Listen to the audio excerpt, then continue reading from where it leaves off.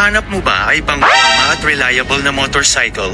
Sakto dahil ang topic natin ngayon ay about sa Yamaha XSR 155. Ready ka na ba? Simulan na natin. Ang impormasyon na kinakailangan mo sa pagkuha ng hulugan na Yamaha XSR 155 ay nakapost na sa screen upang maging guide mo. I-check ng mabuti ang guide kung... Mga pangit! Oh, Burnok. Magsahin ka na, tangali na. Eto ang gusto kong motor to. Mas pangit! Astig! Ano ba yung pinapanood mo? Kanina ka pa dyan. Magsahin ka na, tangali na. injection, 6-speed transmission, at a 6-speed clutch. Gwapo ko rito pag ito naging motor ko.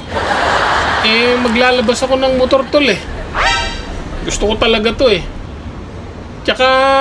Kaya papangit nyo! pang-trabaho. Pang-service sa trabaho. At saka pwede rin kitang iangkas. O diba, laking tipid nun? Saka para hindi ako hingi ng pamasahe sa'yo. Nahihiya na rin ako sa'yo eh. Alam mo, sa wakas, ngayon lang nagkasaysay ang mga opinion mo. Ano bang motor yung gusto mo? Ito nga sanang Yamaha XSR eh. Kaso may kamahalan tol eh. 182,000. Magkano? 182,000 tol eh. Mahal nga. Kaya sana papadagdagan ko sa itong naipon ko eh. Para makuha ko to, pan-down. Papadagdagan. Magkano na ba naipon mo? 200. Oh, yun naman pala eh.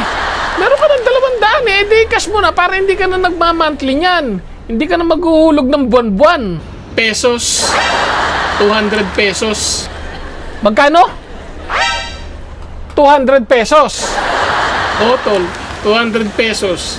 Yun ang papadagdagan mo. Kung pwede sana tol. 200 pesos. Oo. Yamaha. Oo tol, Yamaha. Mawalang galang na sa'yo. Magsaing ka na. Alis! Magsasaing na. Ayokong magmura. Bilis na, magsaing ka na. Gusto lang naman magkamotor eh. Masama ba? Taranta, samain ka sa akin.